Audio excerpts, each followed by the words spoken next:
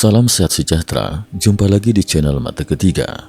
Pada tahun 1951, sebuah kota kecil bernama Okayama, Jepang, lahir seorang anak laki-laki bernama Kunio Yasue. Siapa sangka bahwa hidupnya akan terpatri oleh peristiwa misterius di masa kecilnya. Saat masih duduk di kelas 2 sekolah dasar, Yasue bersama temannya sedang berlatih naik sepeda di pinggir kota. Sore itu langit Okayama tiba-tiba diselimuti kabut tipis dan di ufuk barat mereka menyaksikan benda aneh berbentuk cerutu melintas tanpa suara. Benda itu begitu besar hingga terlihat jelas meski dari kejauhan. Dalam keadaan terkejut, kedua anak itu mencoba mengejarnya dengan sepeda, namun objek tersebut lenyap di ufuk timur. Tidak ada orang dewasa yang mempercayai cerita mereka hingga bertahun-tahun kemudian. Saat duduk di sekolah menengah, Yasue menemukan majalah UFO dan Kosmos yang memuat foto penampakan UFO di Okayama pada era 1960-an. Objek dalam foto itu identik dengan yang ia lihat sendiri. Istilah UFO berbentuk cerutu pun membuka gerbang ketertarikannya pada misteri langit. Setiap malam, ia mengamati bintang, berharap melihat kembali pesawat asing itu, tapi tak pernah berhasil. Namun benih obsesi ini akan tumbuh menjadi kunci untuk memahami fenomena yang menghubungkan sains, spiritualitas, dan konspirasi global. Perjalanan akademik yang tak biasa, dari astronomi ke rumus ajaib. Yasue memilih astronomi sebagai jurusan kuliah, berharap bisa mengeksplorasi UFO. Namun ia kecewa, astronomi tak membahas fenomena itu. Setelah lulus dari Universitas Tohoku, ia pindah ke fisika, lalu menyelesaikan studinya di Universitas Kyoto. Di sana, ia menjadi murid Profesor Hideki Yukawa, peraih Nobel Fisika pertama dari Jepang, yang mengembangkan teori filosofis quantum field theory, mirip teori quantum love. Namun Yasue merasa jenuh, gairahnya pada UFO tak pernah padam. Ia menerima tawaran mengajar di Universitas Geneva, Swiss, dengan gaji 7 kali lebih besar daripada di Jepang. Di tengah kesempatan ini, ia membeli mobil sport bekas Italia, Lancia Stratos, dan mencoba kecepatannya di jalan tol tanpa batas di Jerman. Saat melaju melebihi 200 km per jam, sesuatu yang mustahil terjadi. Mobil tiba-tiba sunyi total, tidak ada suara mesin atau tiupan angin. Dalam keheningan itu, sebuah rumus matematika muncul di hadapannya. Setelah menurunkan kecepatan, rumus itu menghilang. Tapi saat ia mencoba menulisnya di hotel, rumus tersebut ternyata mampu menurunkan persamaan Schrödinger, fondasi mekanika kuantum yang selama ini dianggap tak bisa diturunkan dari prinsip lain. Yasue langsung mempresentasikan temuannya ke para profesor di Universitas Heidelberg. Ia menulis makalah dan mengirimkannya ke American Physical Society serta American Mathematical Society.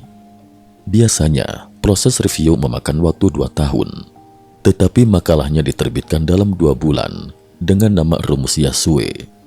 Keberhasilan ini melambungkan namanya sebagai fisikawan hebat internasional. Bagi Yasue, pengalaman ini mengubah pandangan tentang sains. Ia yakin banyak ilmuwan besar seperti Einstein dan Bohr menemukan teori mereka melalui kilasan ilham daripada dedukasi logis. Prediksi bencana 2025, asteroid atau rekayasa manusia. 2 tahun lalu, Yasue menerima informasi dari 2 sumber terpercaya tentang bencana besar di tahun 2025. Informasi ini lebih spesifik daripada ramalan Ryo Tatsuki dalam komik atau mimpi. Konon, data ini berasal dari Akashic Record, arsip energi alam semesta yang disampaikan oleh pejabat tinggi pemerintah. Menurut Yasue, bencana ini bukan gempa bumi atau tsunami biasa. Ia menyimpulkan, tabrakan asteroid dengan bumi pada 5 Juli 2025 pukul 04.18 waktu Jepang. Alasannya, hanya asteroid yang bisa diprediksi 2 tahun sebelumnya dengan akurasi tinggi menggunakan teknologi saat ini.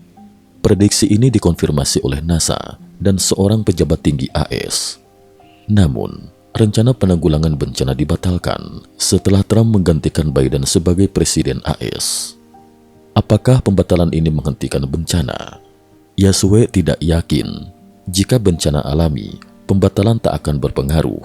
Namun jika rekayasa manusia, seperti senjata pemusnahan massal yang disamarkan, Trump mungkin telah menghentikannya. Yang jelas, Yasue mengungkap ini karena percaya informasi telah diizinkan untuk dibagikan pasca perubahan kekuasaan di AS. Zona aman, Hokkaido, Okayama, dan Yamanashi. Yasue menyarankan Hokkaido, Okayama, dan Yamanashi sebagai daerah aman. Okayama dipilih karena Jepang memiliki sistem cadangan nasional di sana. Semua data dan infrastruktur kritis di Tokyo disalin secara identik sebagai antisipasi bencana besar. Yamanashi memiliki elevasi tinggi, dan Yasue sendiri bekerja di observatorium astronomi setempat yang memantau ancaman asteroid. Namun ada rahasia lain tentang Okayama. Kota ini bukan hanya pusat cadangan infrastruktur, tetapi juga lokasi penelitian rahasia tentang teknologi UFO. Yasue menyeratkan bahwa Okayama mungkin menjadi tempat peluncuran proyek anti-asteroid yang tidak diumumkan secara publik. Kontak dengan alien Nordik dan misteri suku Anastasia. Selain fisika, Yasue meneliti UFO dan alien. Ia mengklaim alien Nordik berambut pirang, mata biru, kulit putih, ada di AS, Uni Soviet, dan negara lain.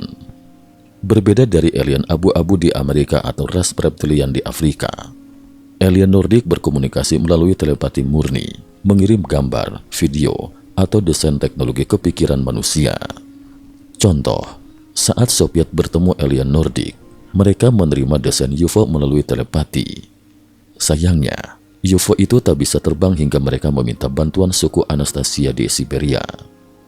Suku matrilineal ini dipimpin wanita muda dengan kemampuan spiritual luar biasa. Mereka bisa merasakan energi alam dan mengaktifkan UFO melalui penyelarasan roh, bukan perakitan fisik. Kisah ini terdokumentasi dalam seri buku Ringing Cedars of Russia oleh Vladimir Meagher. Yasue percaya Anastasia adalah kunci untuk memahami teknologi alien. Mereka tidak hanya menguasai teknik, tetapi juga filosofi kehidupan yang harmonis dengan alam. Dalam buku Anastasia, tokoh utama digambarkan hidup di hutan Siberia dengan pengetahuan mendalam tentang dunia modern, seolah-olah ia bisa membaca Akashic Record. Konteks global dan filosofi Yasue. Yasue tidak hanya berbicara tentang bencana atau alien. Ia juga mengkritik tajam kapitalisme modern yang mengabaikan harmoni dengan alam. Dalam wawancara pribadi, ia pernah berkata, ilmu pengetahuan barat terlalu fokus pada kontrol, sementara tradisi timur mengajarkan keterhubungan. Kita perlu keduanya untuk bertahan hidup. Pandangannya ini selaras dengan filosofi suku Anastasia yang hidup tanpa polusi dan menghormati setiap elemen alam. Bagi Yasue, tabrakan asteroid 2025 mungkin bukan hanya peristiwa alam, tetapi juga peringatan kosmik untuk umat manusia yang lupa pada keseimbangan. Hubungan dengan Vatikan dan kritik terhadap sistem pendidikan.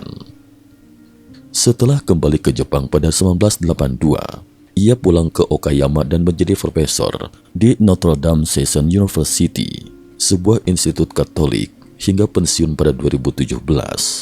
Yasue diberi rekomendasi langsung oleh Paus, menunjukkan kedekatannya dengan lingkaran elit gereja. Di Notre Dame Seton, Yasue bebas mengeksplorasi minatnya, fisika kuantum dan neuroscience. Ia percaya bahwa kesadaran manusia berkaitan erat dengan prinsip mekanika kuantum. Inilah yang ia teliti sepanjang karirnya.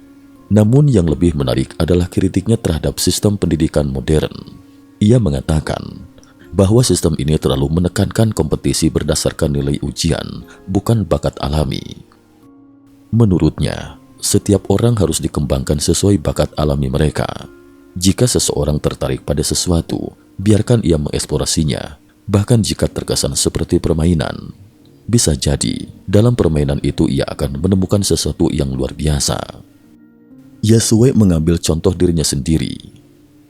Jika ia terus mengejar astronomi, mungkin ia tidak akan menemukan rumusnya. Namun karena ia memilih jalannya sendiri, meski berliku, ia berhasil mengubah pemahaman mekanika kuantum. Kisahnya menjadi bukti bahwa kebenaran ilmiah kadang lahir dari pengalaman intuitif yang tak terduga.